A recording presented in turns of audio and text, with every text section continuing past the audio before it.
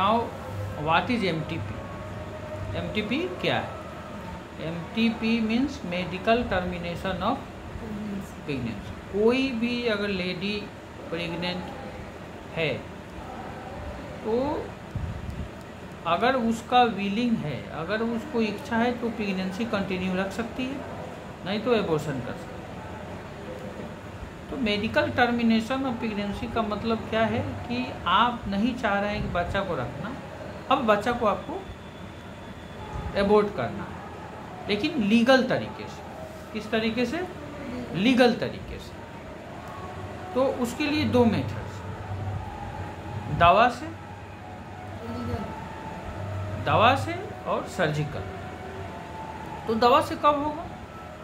अगर pregnancy 11-12 week तक का है तब आप दवा में एमटीपी किट से कर सकते हैं, ठीक है। अगर 12 वीक से अगर ज़्यादा हो गया तो उसमें हाँ, अगर 11-12 सप्ताह से अगर ज़्यादा हो गया तो क्या होगा? तब आपको हो सकता है कि पहले आप ट्राई करें मेडिसिन, हो गया तो ठीक है, नहीं तो आपको उसमें सर्जिकल ट्रीटमेंट करना पड़ेगा, जिसको बोलते हैं डीएनसी डीएनई।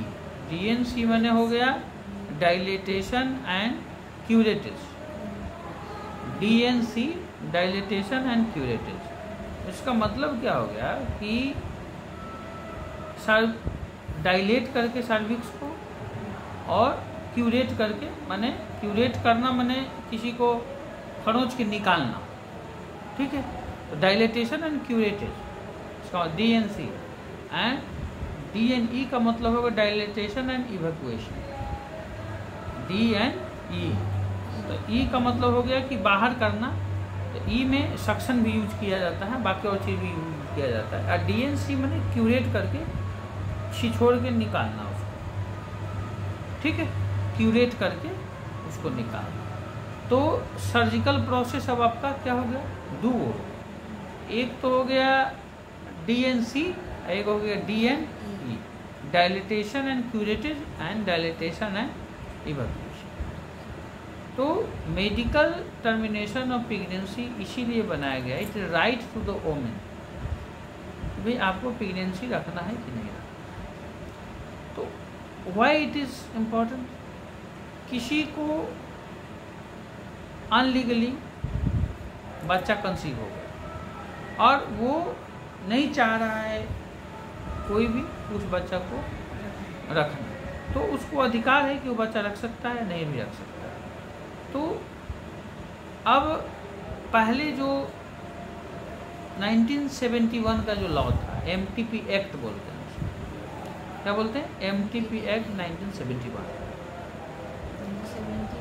हाँ, तो उसमें क्या था कि अप टू 20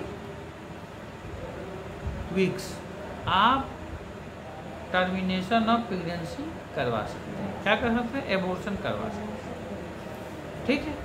या तो आप मेडिसिन से कराएं या आप सर्जरी से कराएं। लेकिन अभी 2021 में अमेंडमेंट आके उसमें चेंज किया गया।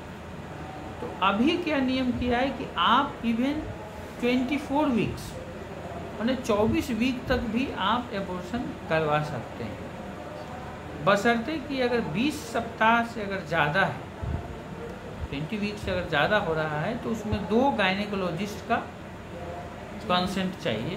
2 गायनेकोलॉजिस्ट की ज़रूरत है उस ऑपरेशन को करने। अब है कि एक 2 प्रोसेस होगा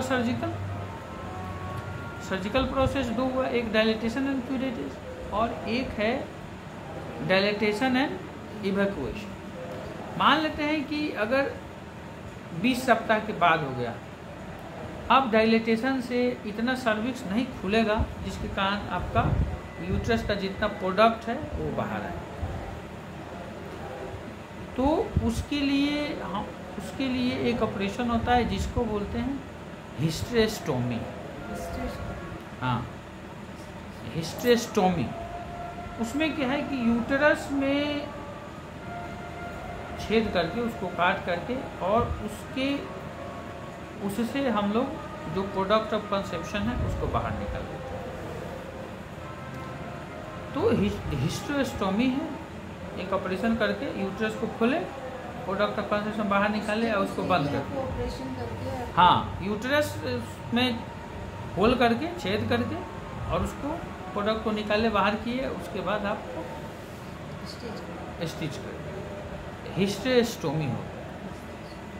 ठीक है, अब यूट्रस वही है लेकिन प्रोडक्ट आपका बाहर निकल गया। तो अगर 20 सप्ताह तक का है अगर बच्चा पेट में, तो एक डॉक्टर की ज़रूरत है, वो कर ले।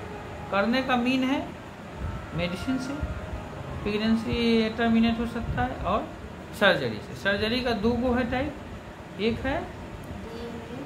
है DNE, एक है DNC, dilatation and curettage and dilatation and evacuation. अगर 20 सप्ताह से ज़्यादा अगर है तो उसमें 2 डॉक्टर के कंसेंट का ज़रूरत है। 2 डॉक्टर ऑपरेशन के सामने रहना चाहिए। मैक्सिमम आपको 24 वीक तक आप लीगली आप प्रेगनेंसी को टर्मिनेट कर सकते। मैक्सिमम लिमिट क्या हो गया?